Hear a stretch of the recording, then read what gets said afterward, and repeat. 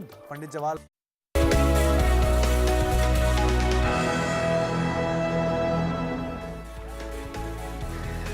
नमस्कार, मैं हूं दीपाली राणा। आप देख रहे हैं योर मनी और हमारा खास शो पर्सनल फाइनेंस से जुड़ा हुआ, जो हम आपके लिए लेकर आते हैं ताकि आपको सिखा सके निवेश के गुर, बता सके क्यों निवेश करना जरूरी है।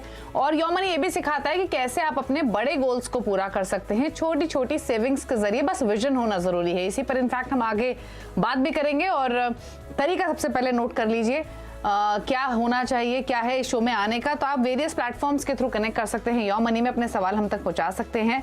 और पहले तो व्हाट्सएप नंबर हमारा है, वहां आप अपनी डिटेल्स भेज सकते हैं। 7045220000 हमारा व्हाट्सएप नंबर है। अपने सवाल हमें लिख भेजिए। साथ ही आप ईमेल भी हमें कर सकते हैं। ईमेल हमारी है yourmoney@nw18.com, तो आप ईमेल भी भेज सकते हैं। साथ ही फेसबुक ट्विटर पर ये शो जा भी रहा है, तो आप लाइव भी वॉच कर सकते हैं और #AskAwazYourMoney लिखकर अपनी क्वेरीज पोस्ट भी कर सकते हैं। और आपके सभी सवालों को आंसर करने के लिए आज हमारे साथ खास मेहमान मौजूद हैं। हमारे साथ आनंद राठी वेल्थ के डेप्यूटी CEO फिरोज अजीज हैं। फिरोज जी नमस्कार, स्वागत है आपका। और इनफैक्ट जैसे मैंने इंट्रोडक्शन में भी कहा कि योर मनी एक ऐसा प्लेटफॉर्म है जहां पर आप आकर एटलीस्ट अपने सपनों को कैसे पूरा कर सकते हैं उसकी तरफ एक कदम बढ़ा सकते हैं। विजन क्योंकि बहुत जरूरी है। जरूरी नहीं है कि आपके पास विजन रखने से पहले ही बड़ा चंक होना चाहिए इन्वेस्ट करने के लिए। तो इसी पर इनफैक्ट क्वेरीज लेने से पहले इसी पर आपसे एक सवाल लेना चाहेंगे कि जब हम वेल्थ मैनेजमेंट की बात करते हैं, सेविंग्स की बात करते हैं, गोल्स की बात करते हैं, तो विजन कितना इंपॉर्टेंट है, क्या सोच होनी चाहिए, कैसे आगे बढ़ना चाहिए? दीपाली जी नमस्कार, गुड इवनिंग। देखिए, जैसे विजन बहुत इंपॉर्टेंट है। Investing is all about future, right. अगर फ्यूचर की बात चल रही है तो आज आपके पास पैसे कितने हैं वो भी इतना महत्वपूर्ण नहीं है, आप कितना सेव कर पाएंगे वो ज्यादा इंपॉर्टेंट है। So vision is all about future. तो बहुत सारे आइटम्स पे आपको विजुअलाइज करना पड़ता है कि क्या करना है। That's point 1। पॉइंट 2, काफी लोग आपको कहते होंगे और हम सब एक्सपर्ट्स भी कहते हैं, सब लोग पार्टिसिपेंट्स जो है मार्केट को कहते हैं कि शॉर्ट टर्म ना देखें। अगर शॉर्ट टर्म से अगर नाता तोड़ना है तो लॉन्ग टर्म से नाता जोड़ना पड़ेगा। लॉन्ग टर्म से नाता जोड़ने का एक ही जरिया है कि आपकी विजन होनी चाहिए। कौन से आइटम पे विजन की जरूरत पड़ती है, ये बहुत इंपॉर्टेंट है। अगर वो आइटम ही पता ना हो तो विजन किस चीज की करेंगे। विजन आपके खर्चे की कर सकते हैं, आपके रिटायरमेंट की कर सकते हैं, बट आई थिंक इन्वेस्टमेंट के हिसाब से एक्सटर्नल फैक्टर्स की क्या विजन जरूरत होती है, उस पर क्लैरिटी बहुत कम लोगों को है। उस पे आज हम क्लैरिटी जरूर दे सकते हैं दीपाली जी। मेरे हिसाब से पहला विजन मैं बताता हूं कि अगर आपको इंडिया में इन्वेस्ट करना है तो आपको ये देखना है कि इकोनॉमी का क्या हाल होगा 5 साल में, 10 साल में। ये इतना कठिन नहीं है प्रेडिक्ट करना। और वर्ल्ड ऑर्डर में इंडिया कहां होगा। वर्ल्ड ऑर्डर में आज हम 5वीं इकोनॉमी है। क्या होगा पावर सेंटर वर्ल्ड का, कैसे होगा 10 साल बाद? क्या चाइना रूल करेगा, यूएस रूल करेगा, इंडिया का क्या महत्वपूर्णता होगी? ये विजन बहुत इंपॉर्टेंट होती है। That's the first vision. I think I will stop there Deepali, back to you. बिल्कुल। तो जब हम विजन की बात करें, देखिए फिरोज जी ने बहुत इंपॉर्टेंट टॉपिक ये टच किया है। सिर्फ विजन यही नहीं होना चाहिए कि आपने सोचा कि मुझे 10 साल में कितनी रकम चाहिए, 20 साल में कितनी रकम चाहिए। विजन के बहुत सारे एस्पेक्ट होते हैं। पहला एस्पेक्ट इनफैक्ट फिरोज जी ने यहाँ पर बताया ही है कि इंडिया की पोजीशन क्या होगी in respective years, economic growth कैसी रहेगी, उसको भी आपको ध्यान में रखना है। अच्छा चलिए, ये तो आपने एक ब्रॉडर पर्सपेक्टिव टच किया फिरोज, लेकिन उसके अलावा भी बहुत सारे पहलू हैं। फिर चाहे वो आपके रिस्क लेने की कैपेसिटी का विजन क्यों ना हो या एसेट एलोकेशन का ही विजन क्यों ना हो, तो उस बारे में भी प्लीज बताइए। दीपाली जी देखिए, क्या होता है कि आपको ये चुनना है कि रिस्क तो कई सारे होते हैं।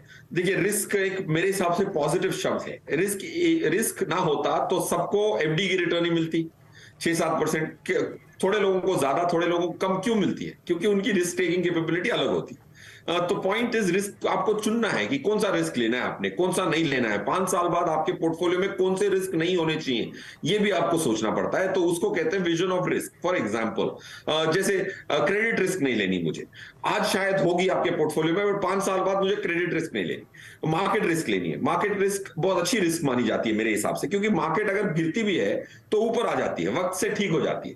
क्रेडिट रिस्क वक्त से ठीक नहीं होती। किसी की जैसे कोई एक पीएमसी बैंक था, राइट, जिसकी आपके पैसे नहीं आए तो अर्जों हो गए, पैसे नहीं आ रहे, तो उसको कहते हैं क्रेडिट रिस्क। तो वक्त से इतना आसानी से ठीक नहीं होता, मार्केट रिस्क ठीक हो जाता है। तो vision on risk, which are the risk you wish to take to make the extra return, is the second vision. Third vision मैं संक्षेप में बताता हूं, एसेट एलोकेशन आपका क्या होगा।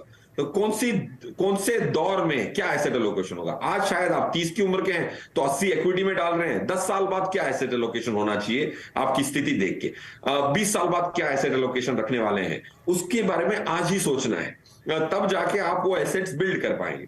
अगर आपको लगता है कि 55 की उम्र में आपको रियल एस्टेट भी चाहिए तो उसकी विजन की जरूरत पड़ेगी ताकि आप उसके डाउन पेमेंट के पैसे इकट्ठे कर सकें। So that's the third vision, asset allocation में विजन होनी चाहिए। फोर्थ, आप कौन से प्रोडक्ट को चूज करने वाले हैं। देखिए एसेट के अंदर घुसने के बहुत सारे जरिए हैं।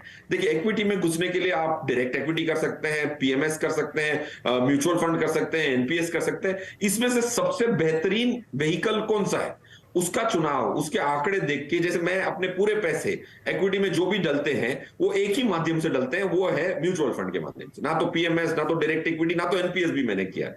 तो वो प्रोडक्ट सिलेक्शन की विजन होती है। That's fourth vision. Fifth vision, देखिए टैक्स की एक विजन रखना। इंडिया में 5 साल बाद कैपिटल गेन टैक्स की क्या अंदेशा है। बजट्स को अगर आप बारीकी से सुनो तो बहुत क्लियरली पता लगता है कि क्या क्या लूप होल्स हैं, क्या क्या प्लग होने वाला है।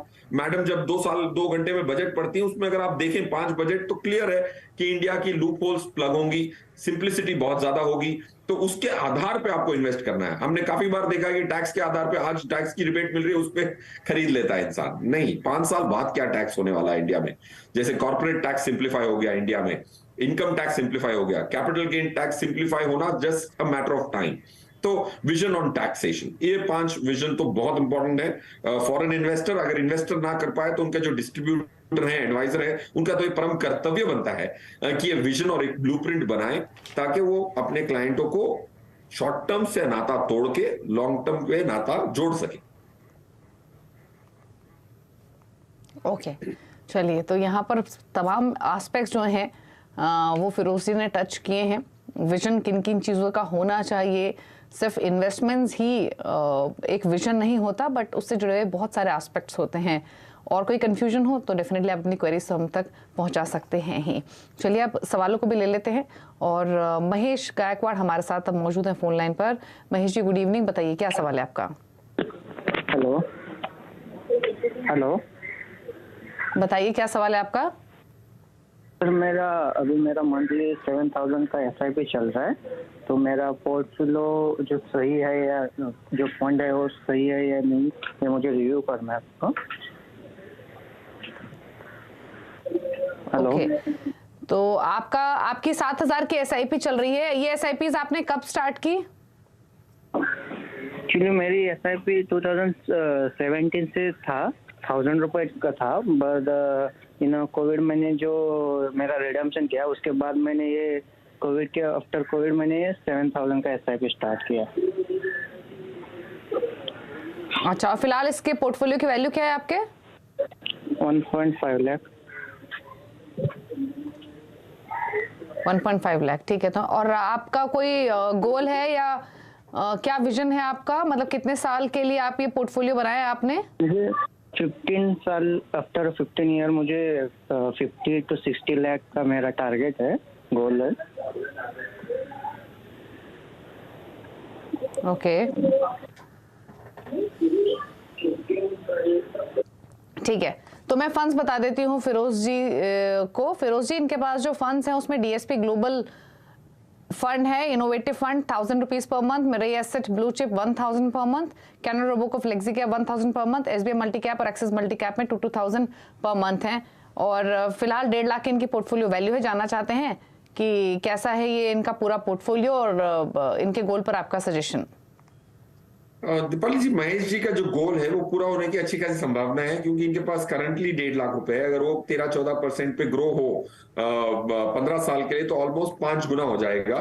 तो 7.5 लाख वहां से आ जाएंगे। 7000 रुपए पर मंथ इन्वेस्ट कर रहे हैं। अगर इनकी एसआईपी अगर ये हर महीने हर साल 10% से इजाफा करते जाएं, एवरी ईयर 10% की स्टेप अप एसआईपी कर दें, तो इनका गोल जो 50 लाख रुपए का है 15 साल में 13 से 14% की रिटर्न पे पूरा हो सकता है। That's point 1 Mahesh ji.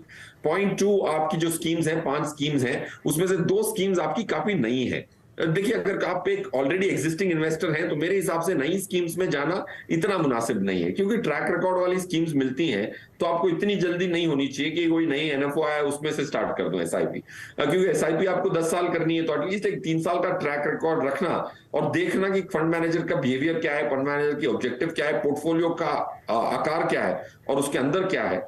I think that's a better thing to do. दो स्कीम्स आपने नई खेली दी हैं जिन्होंने 1 साल का भी वक्त पूरा नहीं किया है, तो दोनों को मैं एग्जिट कहूंगा, बट नॉट टुडे, बट थोड़ा देखिए आगे से नई स्कीमें खरीदने का अवॉइड करने का मेरे हिसाब से लॉजिक बनता है। एक्सिस मिड कैप को आपको एग्जिट करना चाहिए। एक्सिस की पूरी स्कीम्स को हमने 1.25 से 1.5 साल पहले एग्जिट बोला था, क्योंकि हमें उसका अंदेशा था कि फ्यूचर प्रोजेक्शन परफॉर्मेंस की कम रहेगी। रहा सवाल कौन सी स्कीम्स आप ऐड कर सकते हैं, SBI contra, DSP small cap, HDFC focused 30, Aditya Birla Sun Life multi cap, Kotak emerging equities, ये 5 स्कीम्स आप अपने पोर्टफोलियो में शामिल कर सकते हैं। वो तीन को एग्जिट कर सकते हैं, बट ये जो नई स्कीम्स है एटलीस्ट उसका एग्जिट लोड पीरियड का तो वेट करिएगा ही निकालने से पहले। ओके चलिए ठीक है, तो यहाँ पर ये सजेशंस आपके पोर्टफोलियो को लेकर दिए गए हैं। थोड़े बदलाव यहाँ पर फिरोज जी ने जरूर सजेस्ट किए हैं आपके पोर्टफोलियो को लेकर, जिसमें आपको Canara Robeco flexi cap, Mirae asset emerging blue chip पे बने रहिए, लेकिन DSP global innovation Axis mid cap SBI multi cap से निकलिए। नए फंड्स के हिसाब से भी आपको 4-5 चॉइसेस बताइए फिरोज जी ने, SBI contra, DSP small cap, HDFC focus 30, Aditya Birla का मल्टी कैप और कोटक का इमर्जिंग इक्विटी। अब बात करेंगे संजय से। संजय नमस्कार, बताइए क्या सवाल है आपका? मेरे पास 4 फंड है। एक आईसीआईसीआई प्रू इक्विटी एंड डेब्ट फंड है, दूसरा मीरे एसेट टैक्स सेवर है, PGIM mid cap opportunity fund है और एसबीआई कॉन्ट्रा फंड है। ऑलमोस्ट में हर एक में 1.5 लाख रुपए, यानी टोटल अभी की जो वैल्यू है 6 लाख रुपए। मैं ये पूछना चाहता हूँ कि मैं इसमें कंटिन्यू करूँ एज ए सिप कंटिन्यू करूँ या इसमें कोई एग्जिट करके नया कोई इन्वेस्ट करूँ? मेरा हॉरिजन है 10 ईयर में 2 करोड़। ओके तो इनका होराइजन तो आपने सुना फिरोज जी, ये 10 इयर्स में 2 करोड़ का टारगेट ले चल रहे हैं। 6 लाख का इन्होंने लमसम इन्वेस्टमेंट की हुई है और जो इनके पास लमसम इन्वेस्टमेंट ही है, इनफैक्ट एसआईपीज नहीं है। ICICI Pru equity and debt 1.5 lakh, Mirae asset tax saver 1.5 lakh, PGIM India mid cap opportunities 1.5 lakh और एसबीआई कॉन्ट्रा फंड में 1.5 लाख है। और जानना चाहते हैं पोर्टफोलियो अगर क्रिएट करें किन फंड्स के साथ करें, लमसम अमाउंट से कितना एक्यूमुलेशन कर लेंगे और एसआईपीज करनी होंगी तो कितने अमाउंट की करनी होंगी गोल को हासिल करने के लिए? यस देखिए संजय जी, अगर आपको इतना बड़ा गोल हासिल करना है तो वन टाइम इन्वेस्टमेंट से होगा नहीं, आपको सिस्टमैटिक इन्वेस्टमेंट करना पड़ेगा। देखिए 6 लाख रुपए 10 सालों में अगर 14% पे ग्रो हो, इवन 15% पे ग्रो हो तो सिर्फ 4 गुना होते हैं, तो 24 लाख ही होते हैं। अब 24 लाख कहाँ है और आपका गोल 2 करोड़ का कहाँ है? तो ये एक मुश्त निवेश से तो होगा नहीं, आपको सिस्टमैटिकली इन्वेस्ट करना पड़ेगा। अनफॉर्चुनेटली आपका गोल सिर्फ 10 साल दूर है, तो 69,000 रुपीज की मंथली एसआईपी चाहिए होगी unless you move the goal away. That's point 1। Point 2, आपने ऑफ कोर्स एसबीआई कॉन्ट्रा खरीदा है जो हमने सवा साल पहले रेकमेंड किया था। That's the best scheme in your portfolio. उसमें 9% की आपको 1 साल में रिटर्न मिली है। बाकी 2 स्कीम्स जो है उसमें -2 और -3.3 मिली है 1 ईयर रिटर्न ट्रेलिंग यस्टरडे। सो अच्छी बात है कि आपने जो हमारी मॉडल पोर्टफोलियो स्कीम एक स्कीम तो शामिल की, उसने 9% का रिटर्न दे दिया आपको। ICICI Pru equity debt fund ने अच्छा किया है, but I think balanced fund की आपको जरूरत नहीं है, आपको डेट और इक्विटी सेपरेट करना चाहिए। तो इसीलिए उसको एग्जिट बोलूंगा, परफॉर्मेंस के आधार पे नहीं, बट आई थिंक अगर आपके पास लमसम इन्वेस्टमेंट है तो बैलेंस की जरूरत नहीं है, क्योंकि बैलेंस में डेट के पोर्शन पे भी आप ज्यादा एक्सपेंस रेशियो देते हैं जो डैम्पन्स योर रिटर्न। अब रहा सवाल क्या क्या स्कीम्स आप इंक्लूड कर सकते हैं, बिकॉज आपका गोल अमाउंट से तो पूरा होगा नहीं, तो आपको एसआईपी चालू करनी पड़ेगी। ICICI Pru large and mid cap, HDFC small cap, HDFC focus 30, Aditya Birla multi cap, Canara Robeco flexi cap and Quant value fund. ये 6 स्कीम्स आप जरूर अपने पोर्टफोलियो में कंसिडर कर सकते हैं as and when you have more moneys to invest. ठीक है, चलिए तो ये सजेशन दिए गए हैं। लगभग 70,000 की एसआईपी आपको करनी पड़ेगी अपने गोल को हासिल करने के लिए, या फिर आपको अगर हम आपके लमसम इन्वेस्टमेंट को ऐड करें तब भी 50,000 के आसपास की एसआईपीज आपको करनी पड़ेंगी। धीरे धीरे इंक्रीज कीजिए स्टेप अप एसआईपी के तौर पे। फंड्स आपको बता दिए गए हैं लमसम और एसआईपी के हिसाब से कौन कौन से आपको चुनने हैं। 6 फंड्स के नाम फिरोज ने आपको बताए हैं। ICICI Pru large mid cap, HDFC small cap, HDFC focus 30, Aditya Birla का multi cap, Canara Robeco, flexi cap और क्वांट वैल्यू फंड, इनके साथ आप निवेश कर सकते हैं। लमसम इन्वेस्टमेंट में आप ICICI Pru equity and debt से निकल सकते हैं। रुकने के साथ एक ब्रेक के लिए, ब्रेक के उस पर कुछ और सवाल आप देखते रहिए योर मनी।